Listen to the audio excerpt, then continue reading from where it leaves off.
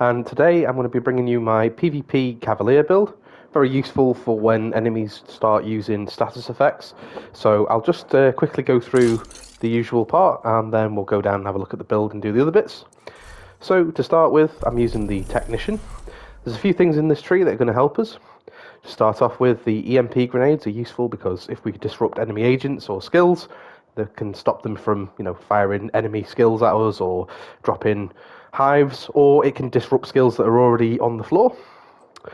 So Amped is kind of crucial to our build because it's going to give us that one extra skill tier because we do have the booster hive and the reinforcer chem shot. That's going to help. I'm not 100% certain on this, but what I do want to say is that I do think enemy agents do have drones and skill proxies, so I think the 12% may apply here, but I'm not 100% certain on that. You can let me know in the comments if I'm wrong with that one.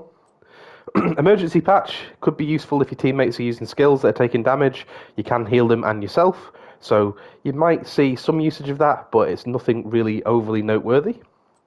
We aren't using the Artificer Hive or the Overclock CPU, but if you can take the Enhanced Diagnostics for the extra 10% healing, that would be very, very useful. Vital Protection, the Pulse Resistance is directly going to play into this build because we are fully Pulse Resistant, and that's something that I'll discuss just a little bit later on. Techromancy is good because we have all armor cores, so this is going to give us 15% of our bonus armor. So basically, our armor that we've got, 15% on top of that, which is going to go a little bit further, as I said, because we've got more blue cores. We have Faraday Field, so when you throw out skills that aren't disrupted, it's basically going to give your allies immunity to shock and disruption, which is very, very nice, handy. And we also have synergizing weapons. So in this case, we are using an LMG and an assault rifle. We also have the rifle to unlock the Link laser pointer, which I'll go through in just a moment. So that's the skill tree wrapped up. Let's go take a look at the build. So let's start with our weapons. So to start with, I am using a P416. You can use whatever you so please, potentially even the Kingbreaker for the extra damage if you wanted. Mine comes rolled with 15% assault rifle damage, health damage, and damage to targets out of cover. And we have the Talent Flatline. I just had this line spare, so this was quite useful, and I've just taken this just for this sort of purpose. To go through the attachments, I'm using a weapon handling scope because we don't have crit, so that's going to give us some accuracy, stability, swap speed, and reload speed. We also have the sturdy magazine, which is going to give us 20 extra rounds.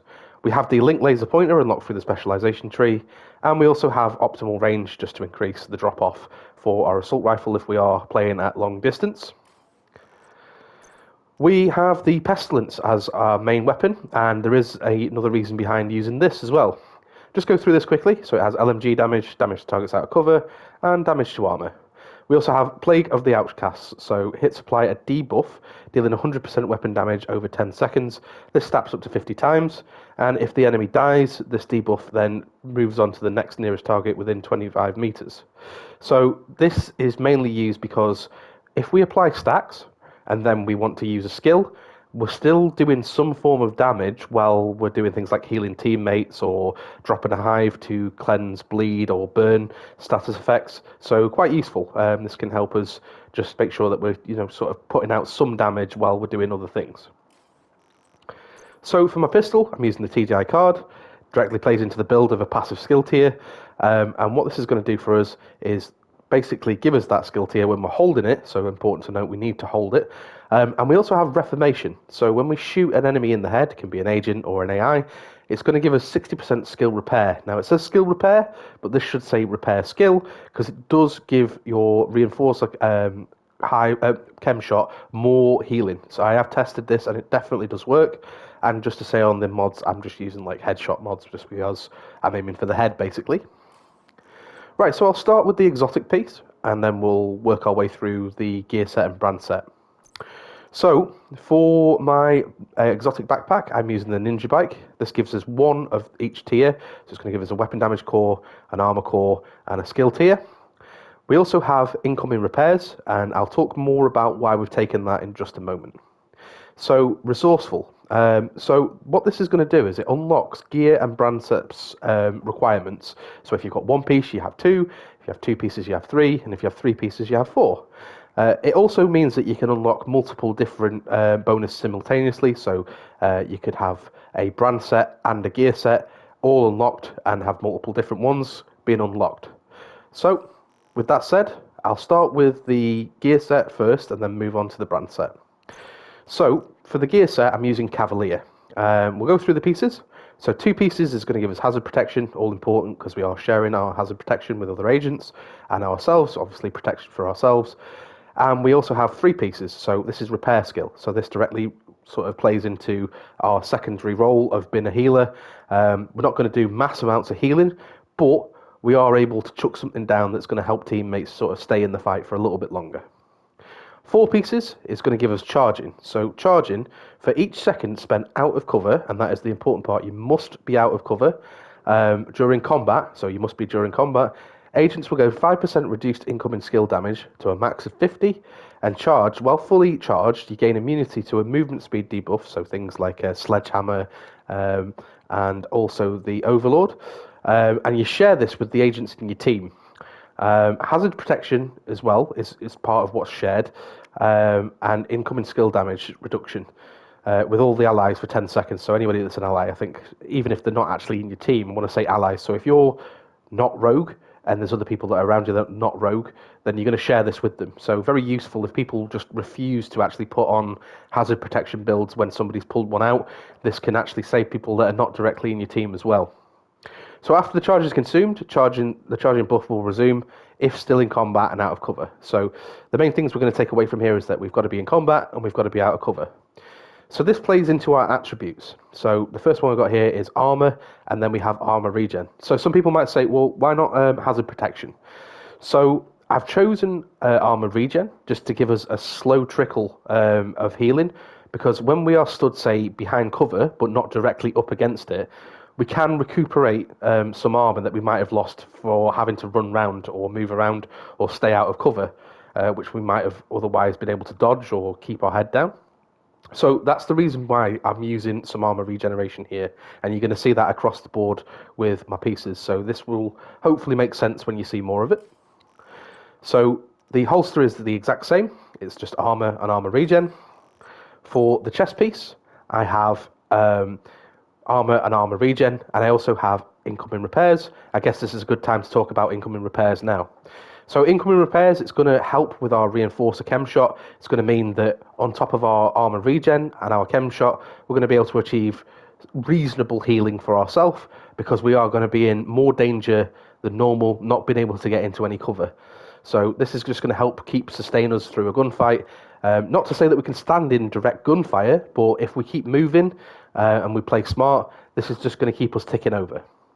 Okay, so onto the talent. Overcharge increases the charging max to damage protection of 70. So this is going to mean that we're going to be able to share 70% hazard protection with our team, which is really good, helpful. And with our booster hive, we're going to be able to reach 100%. So I will show that in just a moment, but let's first just carry on through the build. So for our brand set, I'm wearing Jarl. Now this is a DZ exclusive piece, quite difficult to get. And what we'll do is we'll just go through the set of what it does. So the first piece gives us hazard protection, something that we're absolutely looking for. 10% extra weapon damage on the 2-piece. Again, we have low damage, so this is going to be helpful. We also have pulse resistance, and again, with the 50 from the specialization and the 10 that you can see, which is the in-slot mod, this is going to give us 100% pulse resistance. So why pulse resistance? So the thing is, it's going to do 2 things for us. We're not going to be able to be easily taken down by spotter snipers, so people run in, spotter on the chest, and then maybe the nemesis. It's going to make it a little bit harder. They're not going to be able to get those damage stacks on us. And also, if they're using flatline on the weapons, it's going to make it a little bit harder. But also, it's going to disguise the fact that you are actually with your team. If people pulse, they are only going to see 3 players if they don't directly see you. So this is quite helpful because it can keep you hidden and give you more time to support your team. And I think that's a really big benefit and the reason why I've chosen this. So this one obviously comes with armor, hazard protection, and armor regen with the pulse resistance mod. And the gloves are pretty much just the same: armor, armor regen, and hazard protection. So for my skills, I am using the booster hive. and these just come with stim efficiency, stim charges, and health in case it gets shot. And this is basically going to be able to give my team more hazard protection. It's going to bring us up to that cap of 100 when it's active, but also when the buff is down, if we drop this and then our teammates are on fire or bleeding, once it hits them, it's going to cleanse that bleed or that burn, whatever status is on them, and just help mitigate the downtime that we have from not having the backpack. So for our second skill, we've got the Reinforcer Chem Shot. So for the Reinforcer Chem Shot, this is just directly going to play into the repair skills that we're going to use to help keep our team up and ourselves. And we just have an extra shot and some healing placed into that. Right, okay, so obviously we've talked about the EMP grenade, so no need to go through that any more than what we have. Let's just quickly go down to the range and let's just make sure of a couple of things. So heroic, correct. Let's just turn off the... Nope, don't want to do that. Let's just turn off the skill haste. Excuse me, I'm actually a little bit sick today, so if I'm talking funny, that is why. We'll just deactivate this so we get the accurate stats here, and then we'll go through the stat sheet, as we always do. So we're using the weapon talents of Flatline, Plague of the Outcast, Reformation. Damage is quite low, and we can see that we have low crit chance and low crit damage. Nothing to really shout about here. Weapon damage again is quite low. We do have some passive grabs with Flatline on our assault rifle to help us get that little bit more, 15 on top of what we had, but nothing exactly spectacular on top of what we've got. So we are using Resourceful in the backpack and Overcharging for the gear set pieces. We have 2 pieces of Jarl, which make it 3. We have 3 pieces of Cavalier, which make it 4. And we have the backpack to complete those extra requirements that we had before. For our defense, we're sat at 1.86 million, so close to 1.9. This is going to make us a little bit more tanky and allow us to just fill that support role of staying out of cover and give us that chance to make sure that we actually can manage to do that. Armor regeneration is low, but it is still passive. So on top of our healing, we've got 24,000 armor regeneration, and if we use a chem shot and manage to get the talent on the pistol fired off, we're going to be able to get at least some reasonable healing numbers. Incoming repairs is at 40%. Again, that's going to boost the amount that I'm healed from skills that we place down. And we have 100% pulse resistance. Again, enemies can't pulse us, and it might help us hide and allow us to provide support for our team without taking more incoming fire than we need to.